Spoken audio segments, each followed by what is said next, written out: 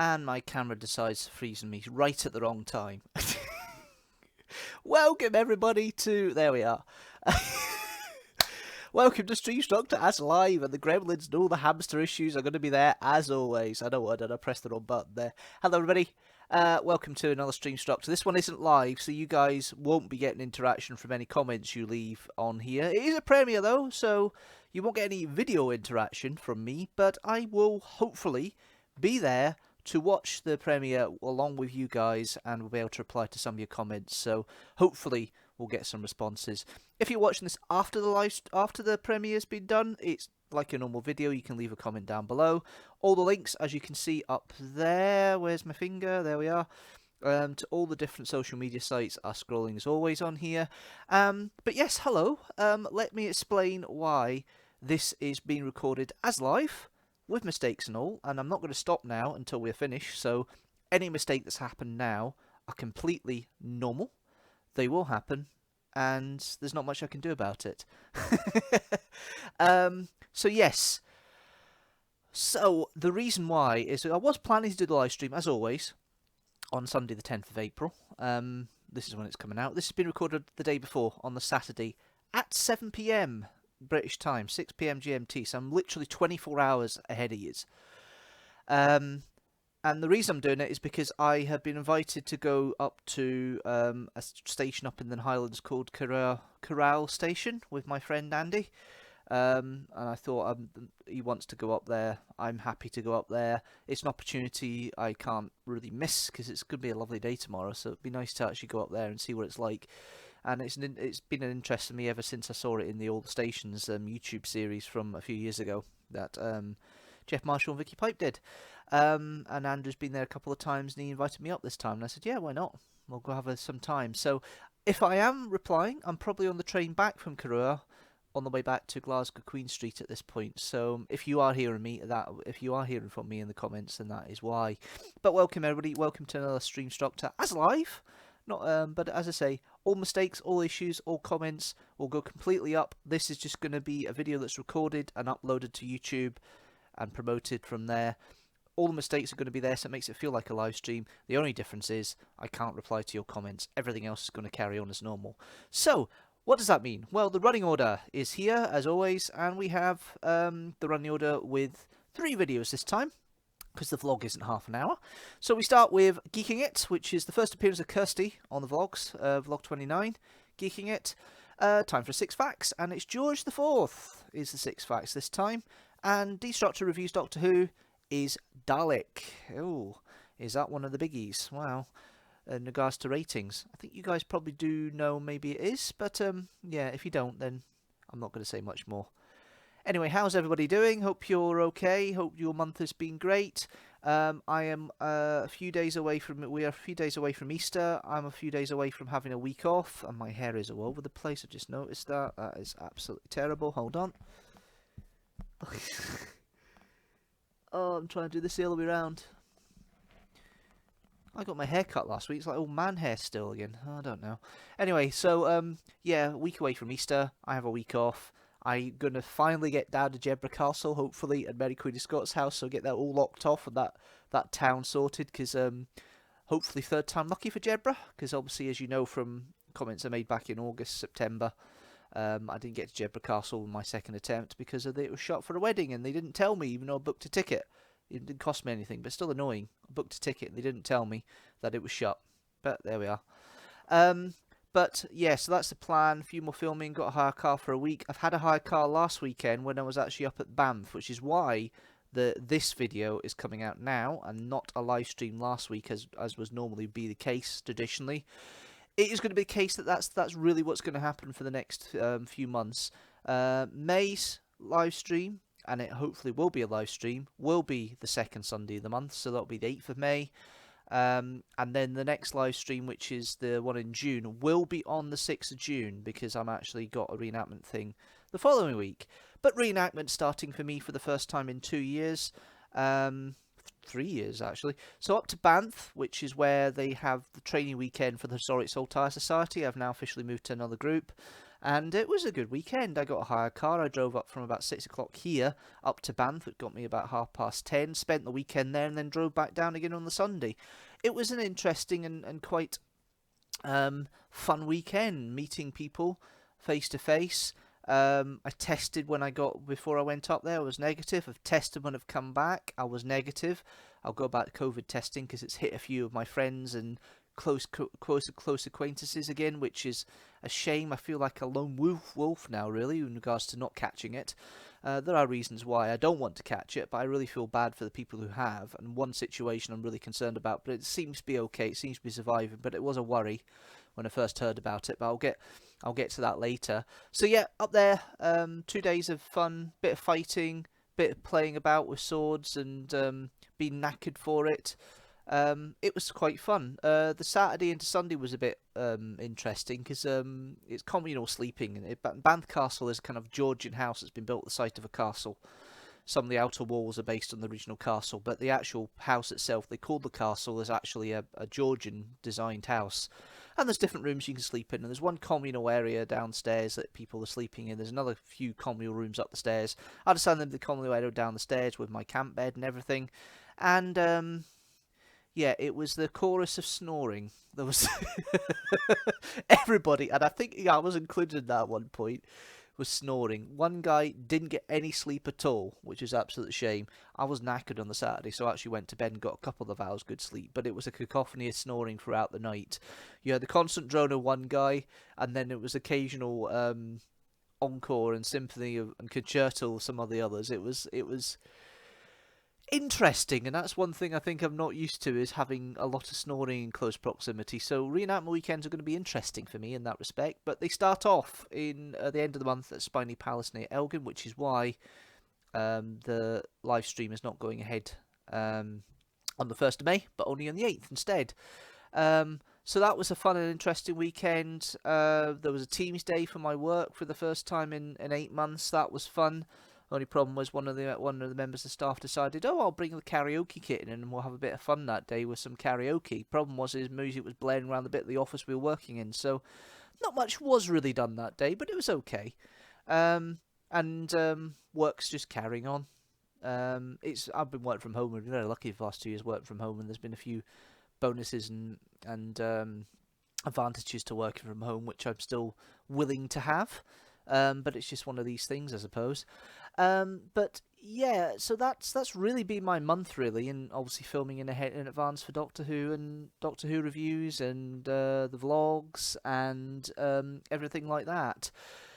The number of subscribers at the time of recording is actually slightly disappointing for me, because it's a number one more or one less than what I was wanting, because I wanted 314 so I could make a pie joke. So, but I can't do that because it's 315, and I can't do a 316 joke because it's kind of like a WWE Stone Cold Steve Austin joke, which I can't do because I'm not 316. So my jokes about the subscriber numbers are a bit rubbish today. So yeah, probably my luck it'll be 316 tomorrow. Or my bad luck it'll be 314 tomorrow when this goes out. But at the time I'm recording this, it's 315. That said, thank you everybody who has joined and subscribed and commented and watched the videos over the past month or so. The vlog for the Harryhausen exhibition was brilliantly viewed. The vlog for Walking the Line has been brilliant as well. The Kidstructor, I knew that was going to go well, and it's done a good job so far as well. But filming and prepping ahead, vlogs-wise, I'm there till friggin' next year if I wanted to. About this time next year I could do vlogs too. If I don't vlog at all for the rest of the year, I've got enough. Doctor Who reviews, I have everything up to the middle of June recorded, and I've been doing them batches of 3, so I'm releasing 2 a month, but I'm recording 3 in a month. So I'm trying to get ahead to the situation where by the end of the month we have... by the end of the time we have... by the time I get to August time, I have everything for Who Month sorted as well, so to get ahead of that, because I feel it's important to get ahead of that, because that's always the one I'm falling behind on, so I'm working hard on that.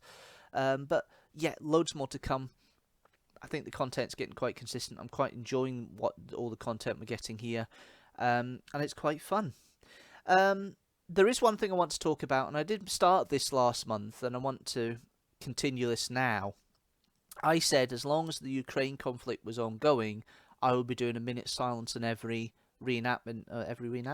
every live stream or Streamstructor that I do. Obviously, this isn't fully live, but it is recorded live, so I am going to do that now. So I'm going to go for a minute's silence. If you want to join me, please do. A minute's silence for all the happenings and goings on in Ukraine, and my thoughts for them. And I intend to do this every time until the situation resolved to a way that I'm happy with. And it's definitely not resolved now, so I'm still doing this. So I'm going to do a minute's silence. I'm just looking at the clock here just to make sure I'm doing it from the minute as all. But here we go. 1 minute silence for Ukraine. And here we go.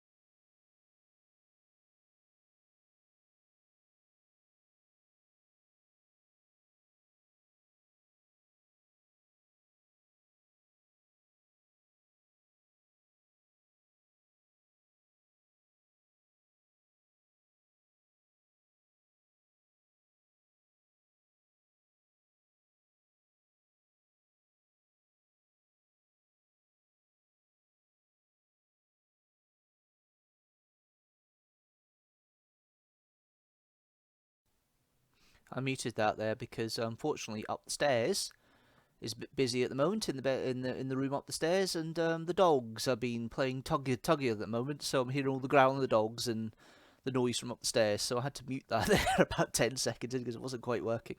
But thank you guys if you have followed me on the minute silence. That was just over a minute, but thank you for following me on the minute silence there. That was nice. Now, last month I had a rant about the whole asylum system that's happening in the UK in regards to getting people over. Now, it did improve a little bit because you had the situation of the sponsorship situation with the families, which is already there, and also people in the UK could have homes for the Ukraine, and the Homes for Ukraine sponsorship scheme, which I've heard about. Now, I'm going to put the web page up here, and we'll just put this up. So this is the scheme on the government website for this.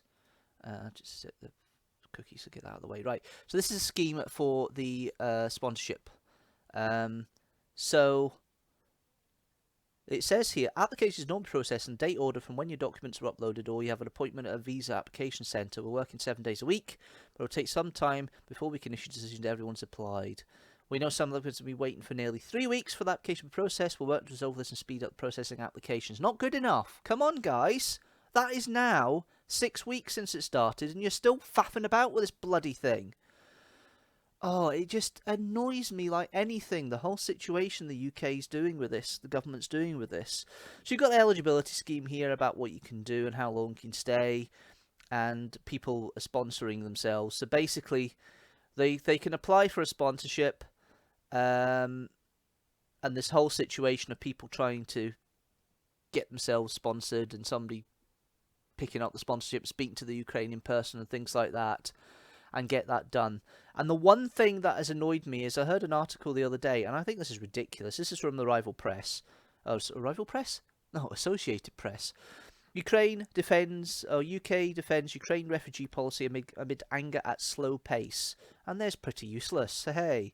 So the British government on Friday defended its Ukraine refugee policy, but acknowledged there had been frustrating delays after disclosing that only 12,000 Ukrainians fleeing the war have arrived in the UK. 6 weeks, 7 weeks, and only 12,000 Ukrainians have joined us. What the frig? This is ridiculous.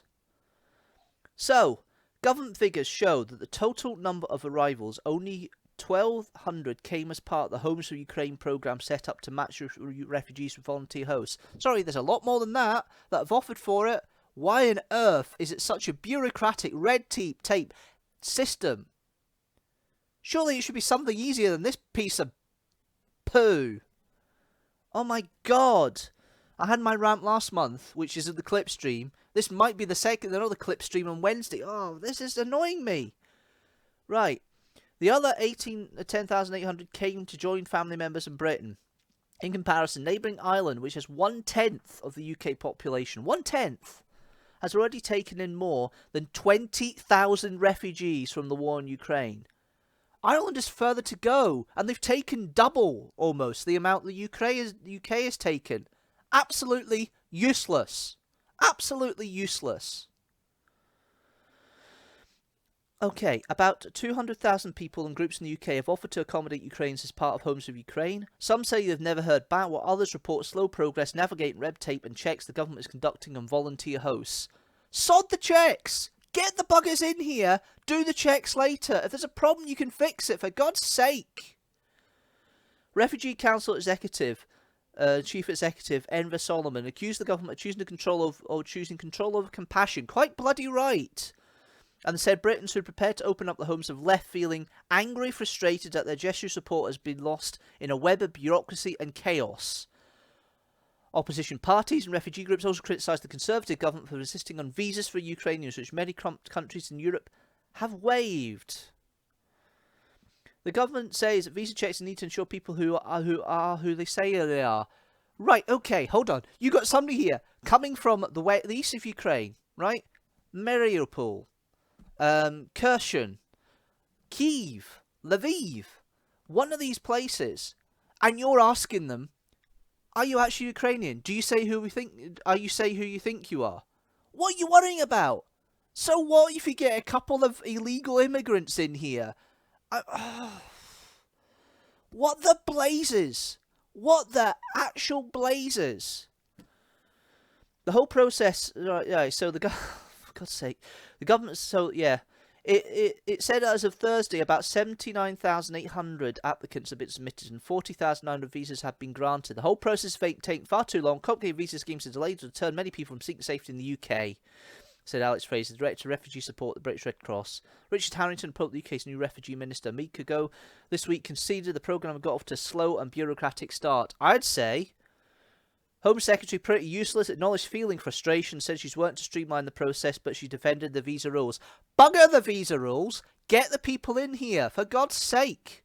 We want people to do the state and security come to your country along with a warm welcome. What warm welcome? What warm welcome? They're getting cold shoulder.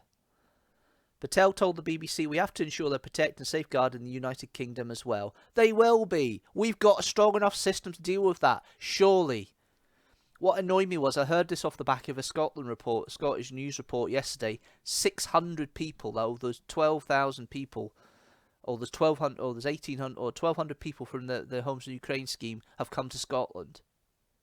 So Scotland, in ratio, has had more people come from Ukraine than England, which is 10 times the population. Oh my word. This is a shambles. It's an absolute shambles. The government should be absolutely ashamed of themselves. This is shocking. Absolutely shocking. And Big Bojo is currently over in Kyiv speaking to Zelensky. Oh my god. I am annoyed. I am angry at this. I really need to get back to this another time. That's really boiled my blood again. That's ridiculous. That is absolutely shocking. Right, running order. Let's get on with this. So today we have 3 videos. I'm going to go to the first video here. Let's do some vlogging. Let's go geeking it. Hello everybody. Welcome to another vlog. Oh, hang on a minute. It's a bit blurry. Why is it? Oh, hold on a second. That's better.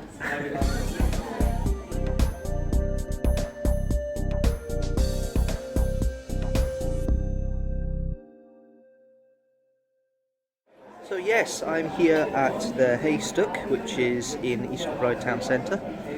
Lovely little Wetherspoons pub, first Wetherspoons pub in East Kilbride, I have to let you know.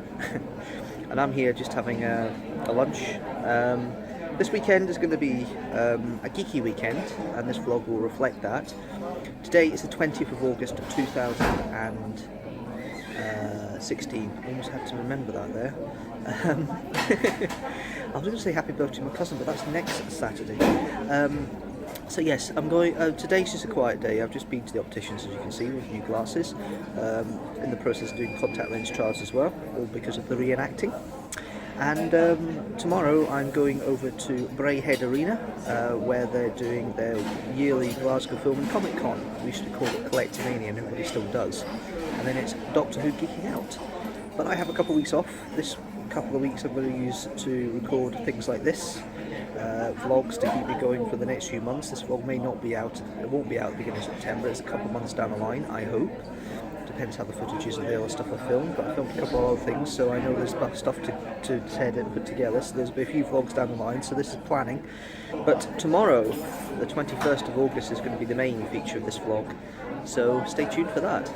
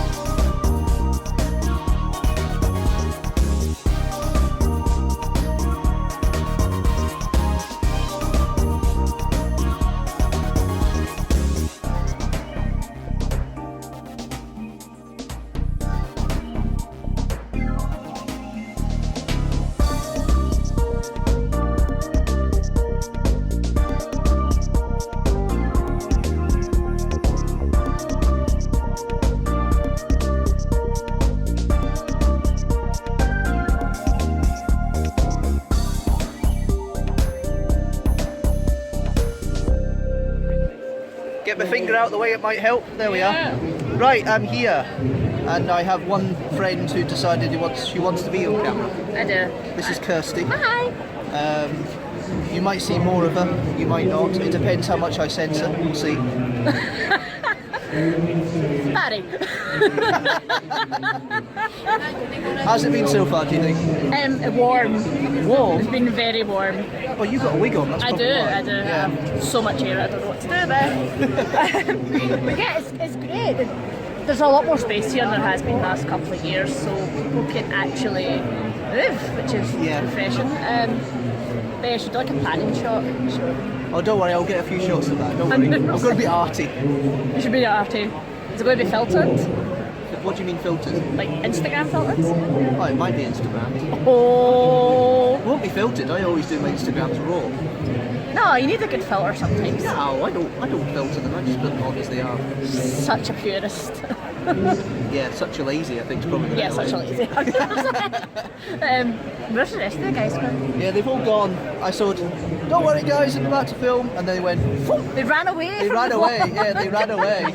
The only reason she's on camera is because she does it as well, so she's used to it. So. No, I done one, edited the second, and the upload failed, and then I still have like a pile of footage to deal with. So if he puts a link in the description bar below, I might catch up. She's not asking for me to edit it. She's not asking, and I won't take it anyway. It's her own stuff. I think I'd be traumatised if I edited her stuff. What sort of stuff do you think I film? I don't want to know. Daddy! Anyway, so you we're would here. love to know. Yeah, so we're here in Braehead at the Glasgow Film and Comic Con. Yes. It used to be called Collectomania, though, which we all call it still. She's a one. Because it is Collectomania as And far we're as we're stuck in our concerned. ways. Yep. Well, we're all farts now. Yeah. There we go. My camera angle sucks. Right. That's better. Fingers are over the place and everything. I know. The camera does suck. I know. So we're trying to be careful here what we film and where we film for obvious reasons, and who I film. But yeah, a few panoramics and see how we get on later on. Yeah, there was a couple of Deadpools dancing earlier, and I hope they will meet each other again because it was so cute. So cute. There's a lot of Harlequins this time I've noticed, and Jokers. I think that's probably because the Suicide Squad just coming many out. butt cheeks on display. Yeah, not all good either. Yeah. And we're talking about the Jokers here, we're not talking about the Harlequins, but there we are. Savage. Wait, how did you find out that you were becoming the Sex Doctor?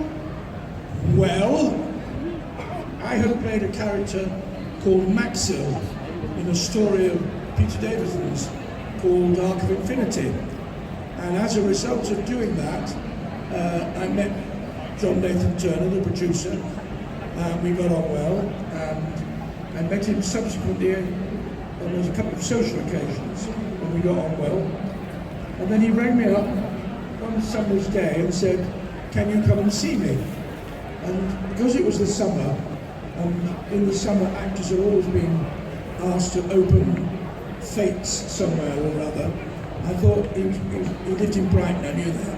I thought he was going to ask me to open the Brighton fate. But I went and had lunch with him and he said, "Peter Davison is leaving." I said, "Oh, well, that's a shame."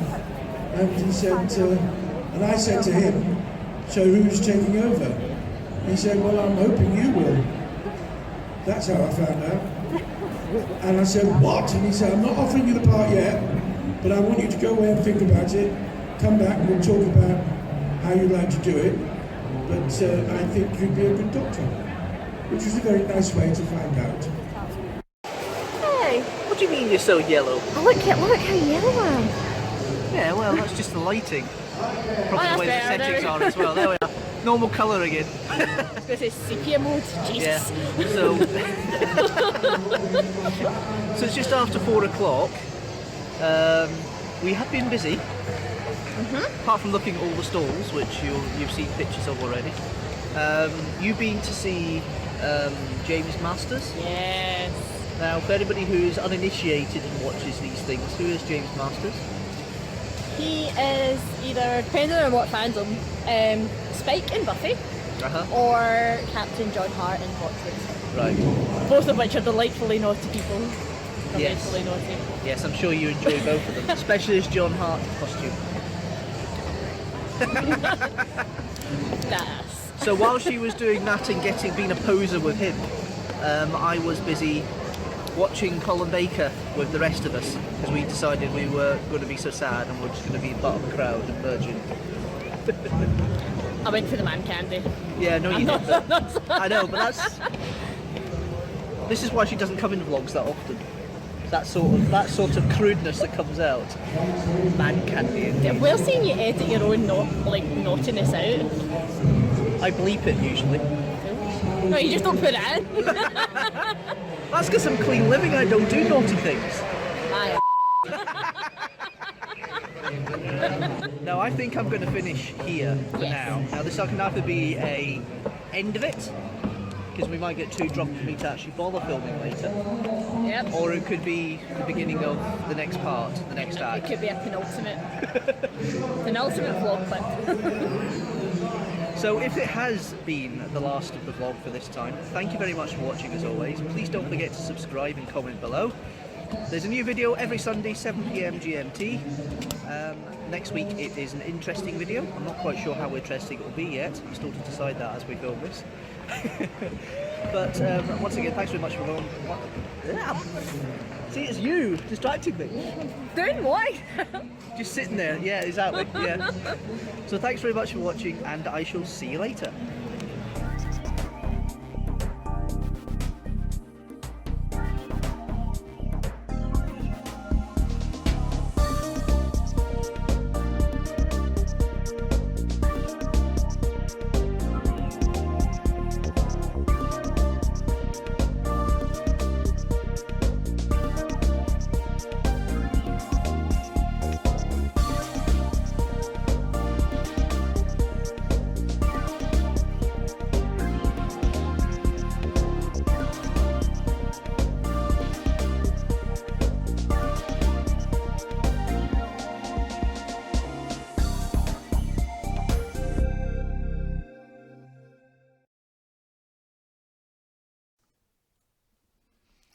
Oh, I miss doing vlogs with Kirsty. They're always fun.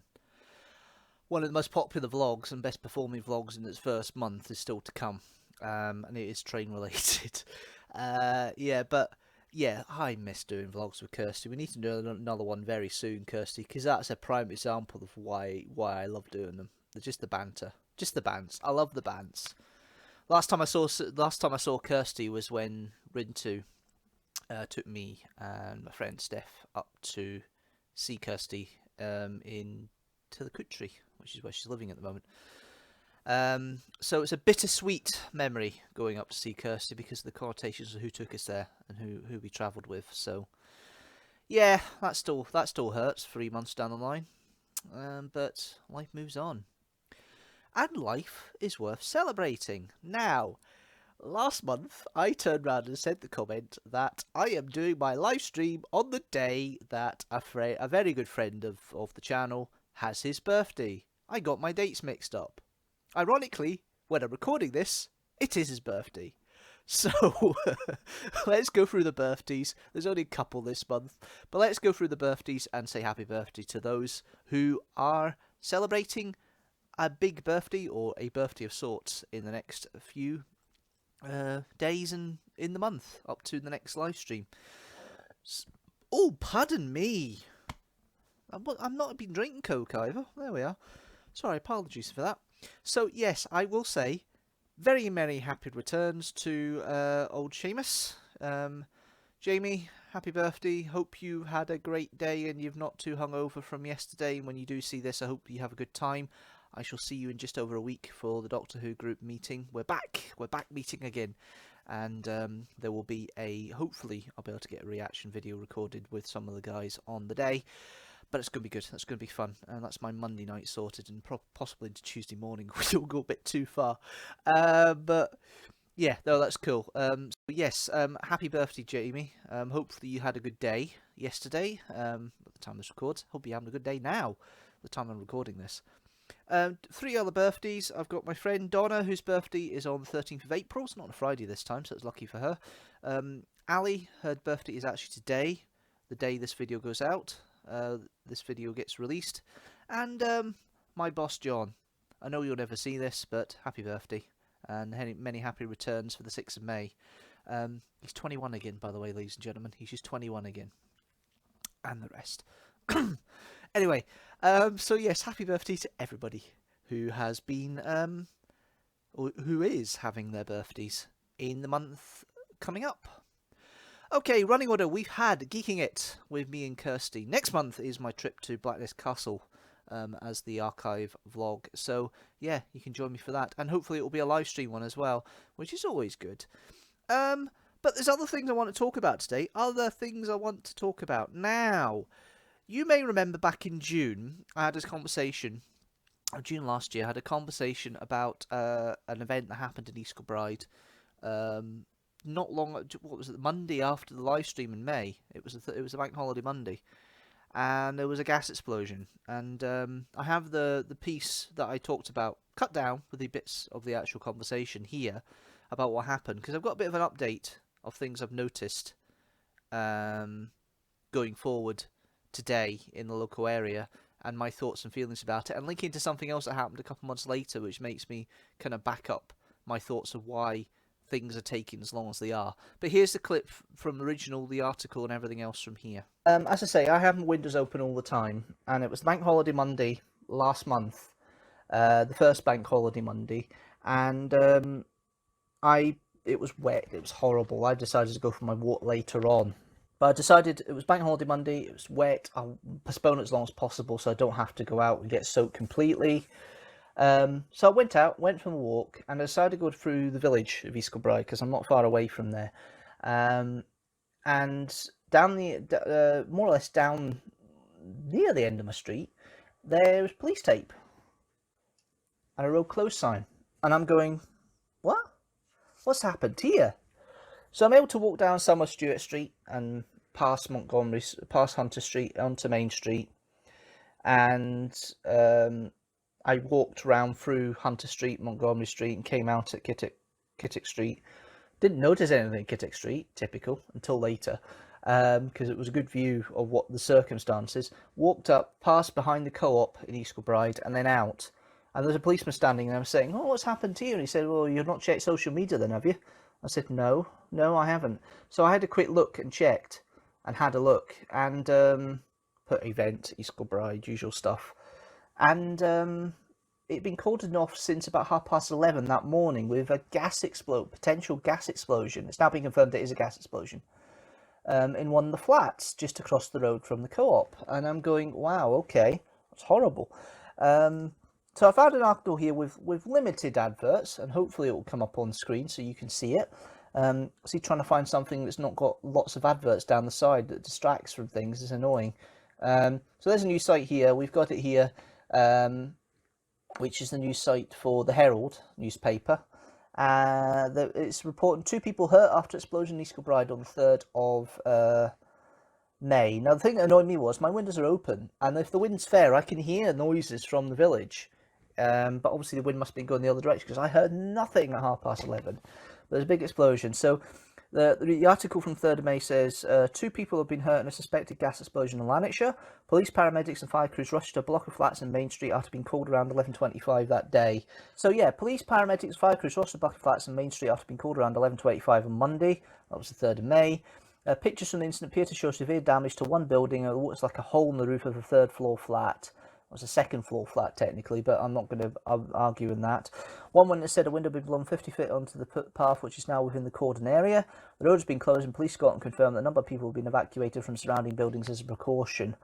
Police Scotland spokesman said emergency services currently deal with an incident in Main Street, East Kilbride, around 11:25 on Monday, the 3rd of May. Police received a report of an explosion. Main Street is closed, and a number of people have been evacuated as a precaution from the surrounding buildings. And look at that. And that damage was for everybody to see. And it still is to an extent. Look at the window there, look. Window sitting there.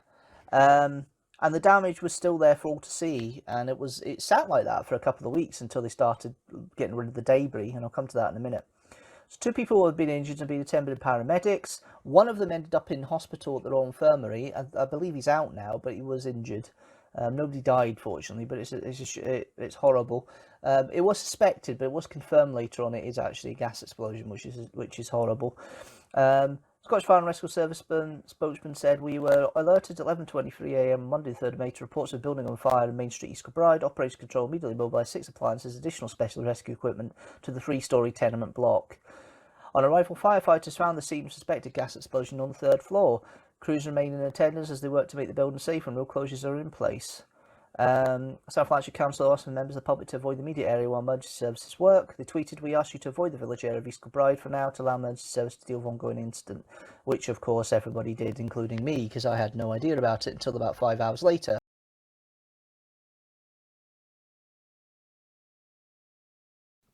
Wasn't prepared for that.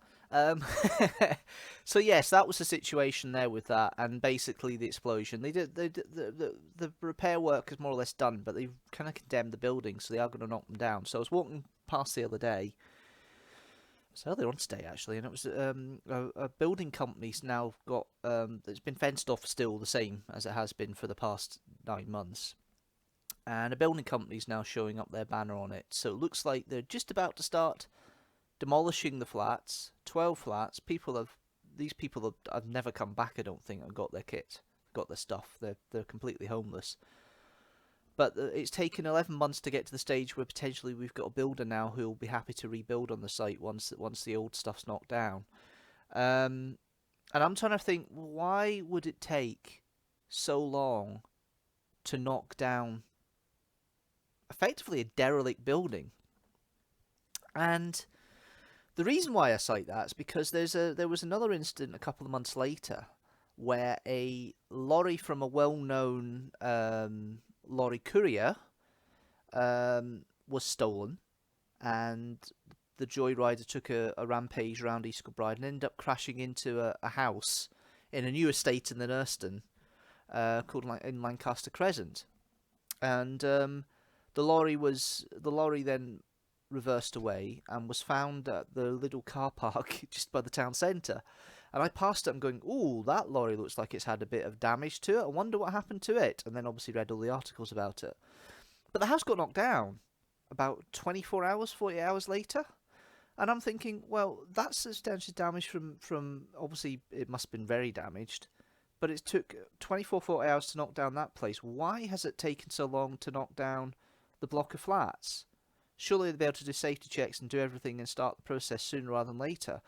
And it's kind of, I was thinking about that and I'm going, well, actually, maybe the reason could be, and I may be thinking, is that it's in a conservation area. And changes like that can take a while for planning and everything else to get things sorted, because effectively the building itself is part of a conservation area when it was designated. I mean, the buildings themselves are only 60, 70 years old, but it was an interesting thought, thinking, well, why would the building not be knocked down yet? And it's probably because of the conservation area stuff that's happening. And also the fact you've got 12 households to deal with and not just one.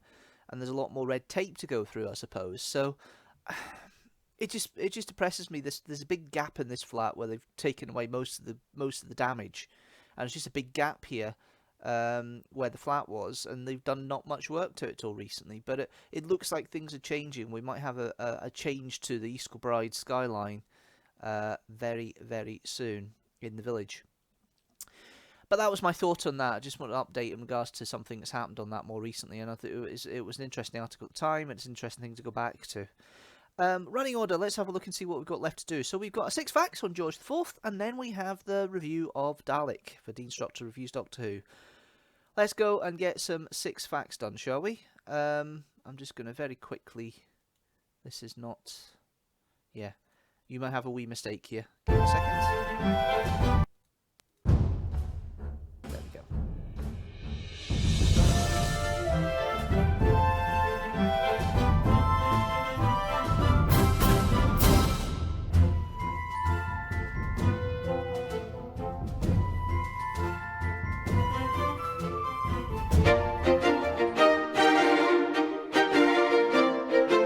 George had a conflicted childhood with his father, George III, who loved his son, but he also hated him as an heir. This led to a very restricted childhood, and when George came of age, he rebelled and threw himself into society. He was regarded as a handsome fellow, if a little chubby, eating and drinking to excessive levels, which led to his obesity in later life. He enjoyed the company of a string of mistresses, and his expensive lifestyle led to a very large debt of thousands of pounds, having to be bailed out by Parliament multiple times.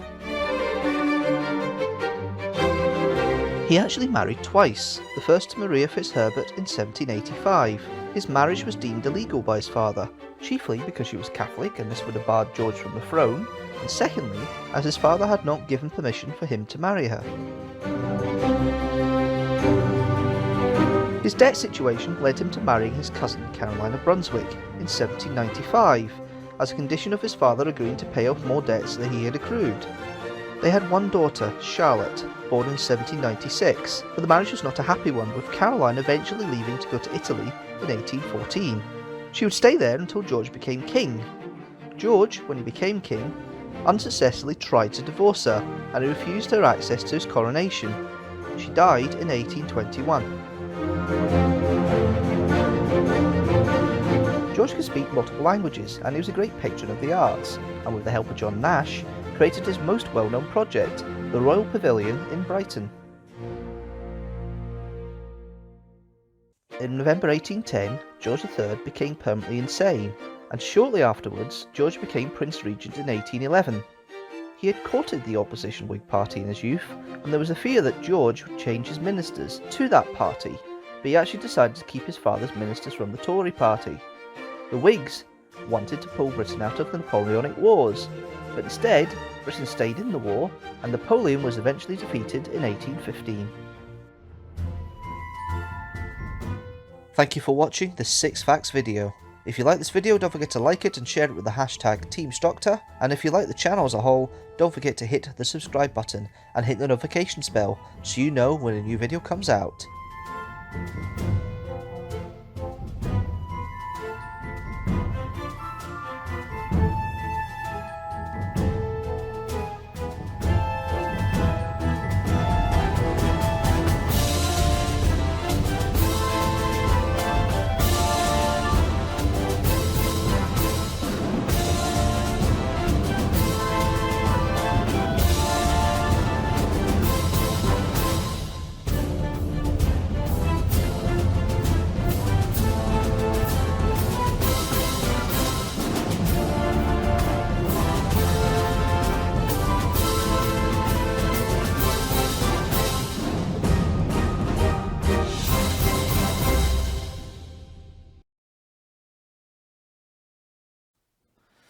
Yeah, my queuing skills are terrible on that one. I'll try and make sure the Dalek one is queued up in a second. But yes, hello everybody. If you just come back, welcome to Streamstructor as live. This is as live. It's not actually recorded. It's not actually live. I won't be able to respond to any comments you have. But if you do have comments, this is a premiere video, so you can chat on the sidebar there. And I'll get that way. And hopefully I'll be there to reply to them. Because I'll be travelling back from Karua Station up in the Highlands. So that'll be, hopefully I'll be there to reply to some of your comments on the way down the road. But yes, I hope you're all doing well. Hope you're having a good time. This has been pre-recorded on Saturday, the 9th of April, which is why I've already said happy birthday, and I've been able to say happy birthday properly, as I promised, but in a recorded form instead of a live form, to my friend Jamie, to our friend Jamie, the Perennial Favourite, as he's called. COVID. Now, obviously, the cases have exploded again with the new variant of Omicron that's up and running. And of my close friend network, I've had a close shave back in January. But the close friend network, me and Fraser were really the only two left who hadn't caught it. I think Jamie's actually still fine. But I feel like a lone wolf now because Siobhan, his partner, caught it about 2 weeks ago, which I was a bit concerned about because obviously COVID, pregnant lady, is it a problem? Apparently it's not. She's okay, she's surviving, but it's not a fun time to have it. She has been jabbed, so it's not like it's a big effect that way, so it's fine. And Fraser obviously caught it, and he's been suffering past week or so. So hopefully you're out of it now and get well soon. But I've heard other people who've been testing for 11 days and still have the second line on their test. It's weird how vicious this one seems to be, and I really hope I don't get it, because I have two parents next door. Both of them aren't in the best of health, and the last thing I want is COVID. I mean, they're triple jabbed, so they'll be fine, but they'll have mild symptoms. I'm more concerned about my father with his asthma. I could flare up quite seriously at certain points, which would be interesting. But yeah, it's fun. It's not fun. That's rubbish, Barry. It's not fun. It's scary that it's going up again. But the rules are kind of breaching now. By the time Easter's finished, masks will be no longer mandatory in public transport settings and in public settings, apart from hospitals. I'm probably going to still mask. I mask automatically now anytime I'm in an enclosed space. I haven't masked outside. That's one thing I've never done, really. But I am masking in closed spaces. And the first time I've actually not masked in closed spaces was last week in Banff, because we'd all tested, we're all negative, we all should be safe. And we mostly kept ourselves to ourselves in that weekend. We didn't seem to travel and bump into many other people. So we were careful when we were in places where we weren't with people we knew who were tested. So it was an interesting weekend. That's probably how it's going to work. We're going to have to test before we go. And probably may still mask at various points as well. But I have a mask that I bought, which is kind of like a knight's mouthpiece mask, which I wanted to use as a joke for the reenactment stuff last year, because obviously masking was still important, and it will still be important. I may still wear it, but yeah, the season's looking close. It's interesting. There's 6 places this year where I'll be doing reenactments, and doesn't like the light level, this camera now. It's struggling a little bit. It might be me moving. It doesn't like the light level a bit, but the 6 places. Spiny Palace up in Elgin is my first one in at the end of May, end of April, beginning of May. Fortunately, it's the bank holiday weekend as well. Hopefully there's no gas explosions in Skibberide this time. But bank holiday weekend, so it should be easier to go and do stuff if need be, and travel back safely without having to travel mid-afternoon and early evening back down for 3-4 hours. That's a bit fun. So I might take it a bit more easier and travel back down on the Monday Monday morning instead, which should be easier. So I've made arrangements for that. I hope to vlog at that, because I've never been to Spiny before, so it'd be nice to have a wee vlog and see what it's like, and do the first reenactment kind of vlog that I've done in, 4 years, something like that. I did a lot of reenactment stuff in the first year or two of vlogging when I've been doing weekly uploads to start my vlogging, my reenactment experience, but I've kind of got away from it a little bit and not done it. So Fort George and Spiny are the two ones I really want to vlog at, and I might do a bit of Dalton as well, because I've got a bit to catch up with the Dalton vlog. One big piece I didn't film, and I've not been happy with it, so there's a few things I want to finish off. It's mostly the outros and intros I want to do again, so... but I might fill in a bit of reenactment elements in there as well with it. So, yeah, I will touring. So it'll be Spiny Palace on the 30th of April, 1st of May. I am then, excuse the noise in the background, this is what happens when you record live, you get noise of the houses. So if you hear that, my apologies. Then the 12th and 13th of June, I'm at Dumbarton Castle for Rock of Ages. Then the first weekend in July is Linlithgow Palace for the jousting. Jousting again at Killavrock Castle at the end of July, and then Fort George on the second Sunday in August, second weekend in August, and then second and 3rd September is at Dalton. So 6 weeks out of the next 12 or so, next 18 or so, I'll be out and vlogging and reenacting and bashing with swords and spears and having a lot of fun, which I haven't done in what was effectively will be 3 years at that point. So I'm looking forward to it. It's good fun, and the weather is getting a little bit better, although we had hailstones the size of marbles yesterday fall down in a hail shower, which is really weird, really strange, but there we go. That's what happens. So yeah, it's been good having that experience of the reenactment. There's a lot more coming up, and that's part of the reason why the Streamstructors will be the second Sundays of the month, apart from June when I will do it the first Sunday of the month. But the rest, June and August, which I'll do. No, actually, I will be able to do the first Sunday in August. So June and August will be the first Sunday of the month. May and July and September will be the second Sunday of the month. Then it'll be back to normal service, first Sunday of the month going forward from October. So that's kind of schedule thing going on. I won't talk too much more about this channel and how it's going, because I'm happy with what's happened so far with the video views. The past few views, it's been really quite fun and good to see. But there's really not much more I can say about that at this point. Running order, let's just get on with this and get on to the last video, which is the Doctor Who review. Deanstructor reviews Doctor Who and Dalek. Now I'm going to quickly just set this up. Deanstructor reviews Doctor Who, Dalek. Let's have a look. Stop. Oh, it is ready. Okay, that's fine. It's actually ready to go. Okay, that's fine. So yeah, Deanstructor reviews Doctor Who, Dalek.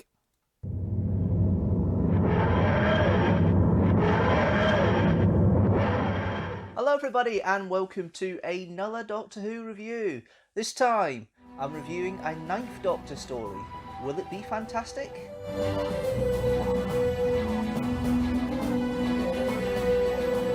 Now, as I did with Amy's Choice, all new series reviews don't have a plot synopsis. I go straight into it. So here we go.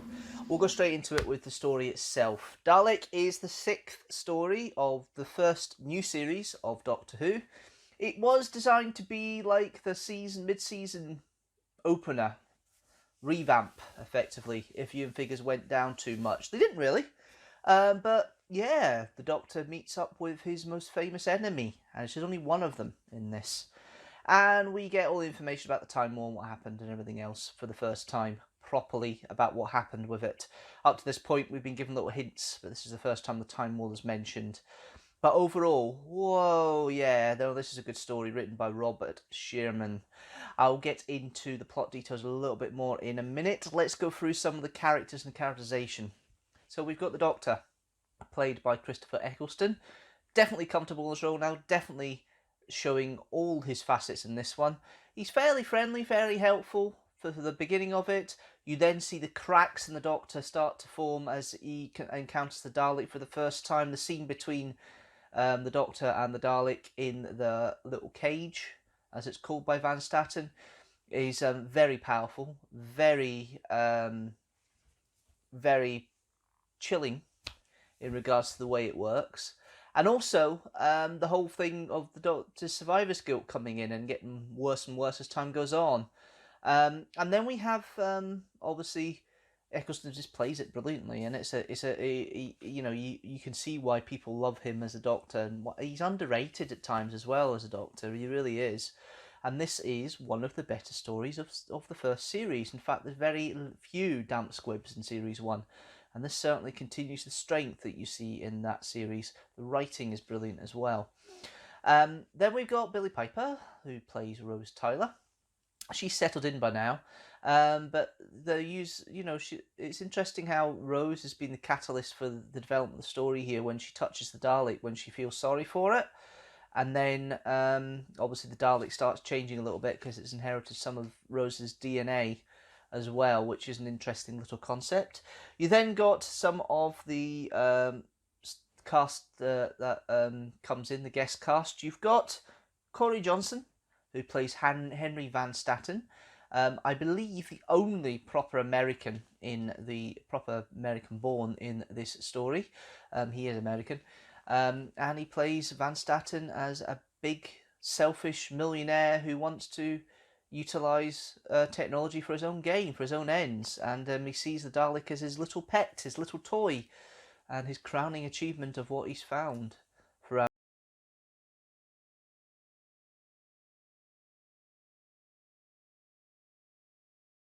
Bruno Langley. Interesting character. You can tell he's a little bit pompous. There's supposed to be some sort of love interest there for Rose.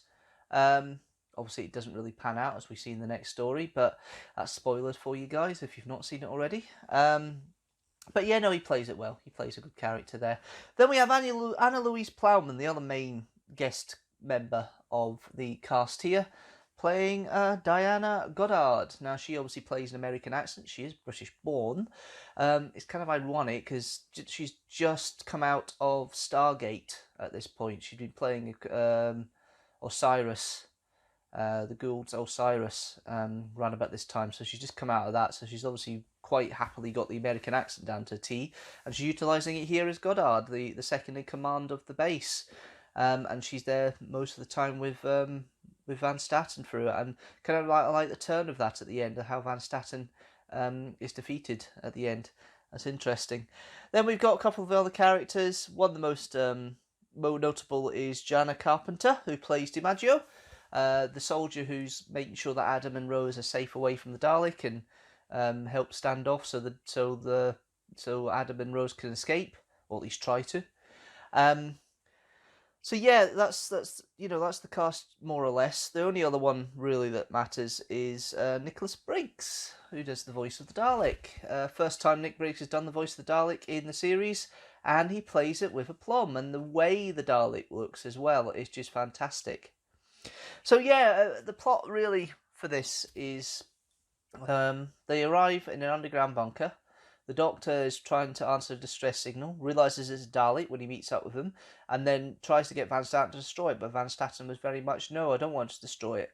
And it's quite a nice little parable, because the Van Statten realises he needs to stop it and seal it, so they seal it in the levels. Rose doesn't get out in time, and the Doctor then has to open up, and the Dalek then doesn't shoot her, she doesn't kill her.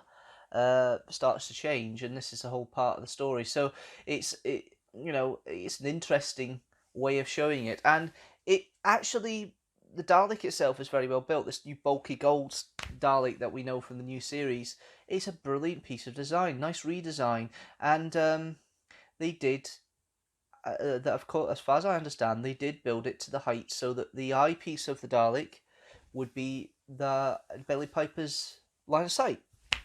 Her eyes would meet up with it to make it work better, and that Dalek has become the template for the rest of the Daleks going forward, which I think is quite an amazing thing to have.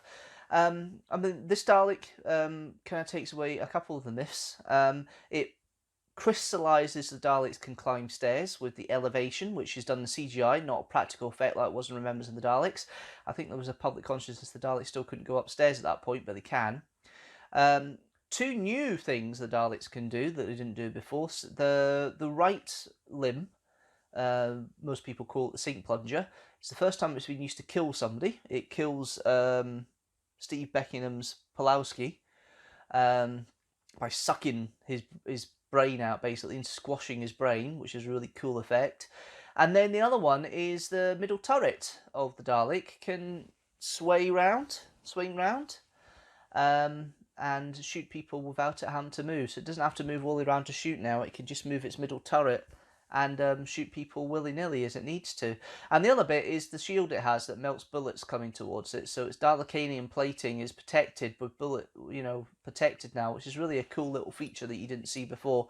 Probably something you couldn't do with the Daleks before, because it needs a bit of work with CGI again. But it works a treat, and the way they establish the Dalek as a killer makes the Dalek most frightening it's been.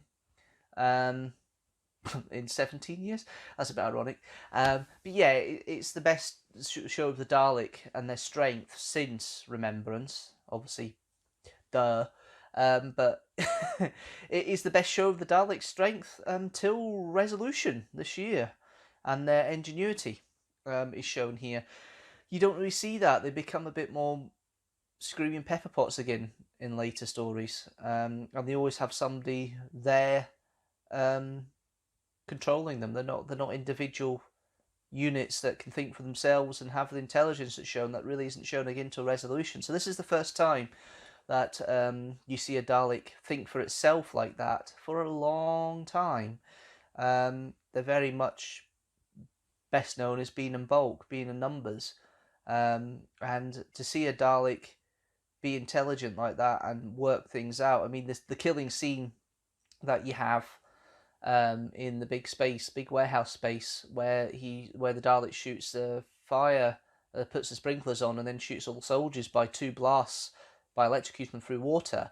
That's a really cold and calculating bit of the Dalek. It really shows off the Dalek to its best, as far as I'm concerned.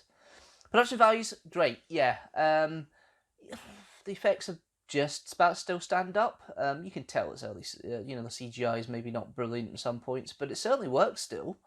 It's certainly a great design aspect, and the story is pretty solid.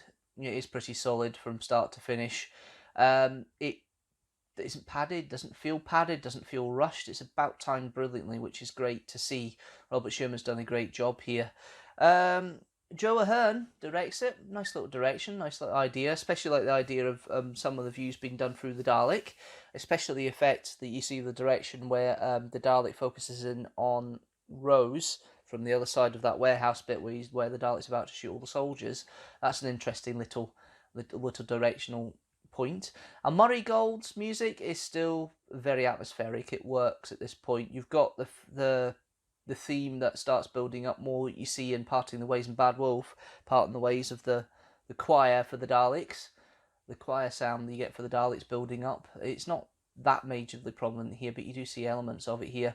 And overall, the music complements it. It's not bombastic, doesn't drown it out. It's certainly not latter Murray Gold in regards to the way the music works, that's for certain. Anyway, overall, I do enjoy this story. I think it's one of the best stories of the first series of the new series of Doctor Who. It does stand up 14 years down the line. I would give this story 4.5 TARDISes out of 5.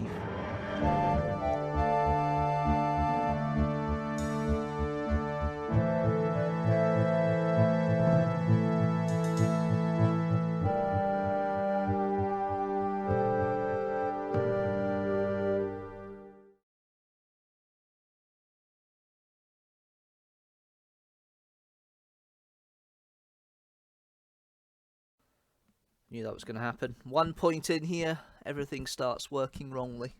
Hang on a minute. My hair's midden here. Give me a second.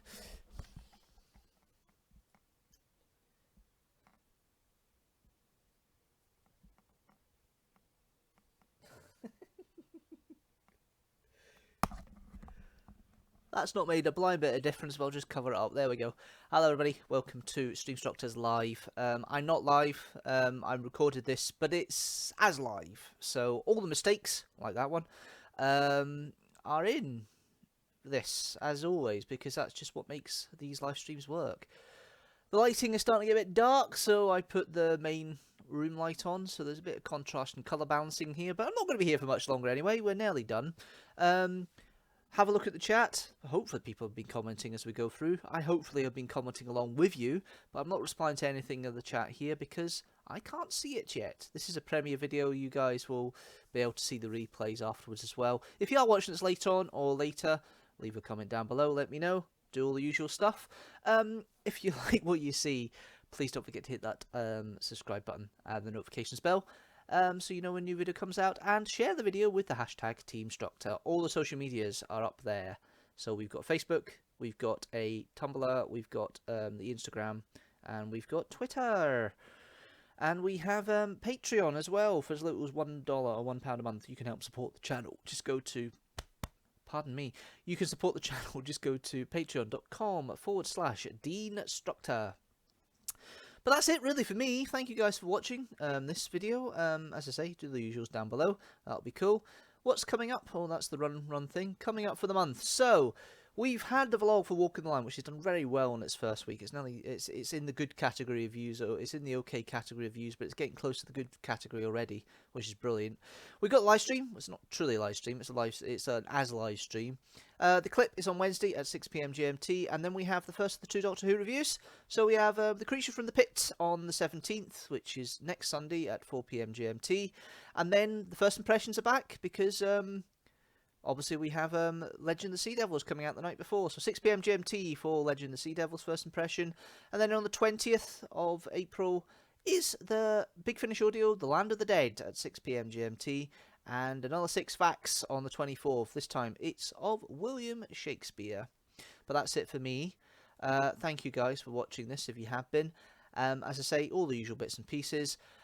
I will be back live next month, unless things turn out differently. I'll be back live next month on the 8th of May at 6 PM GMT, 7 o'clock in the UK. Just to make sure Fraser knows that. But until next time, guys. Thank you for watching, and yeah, I'll see you next month. See you later.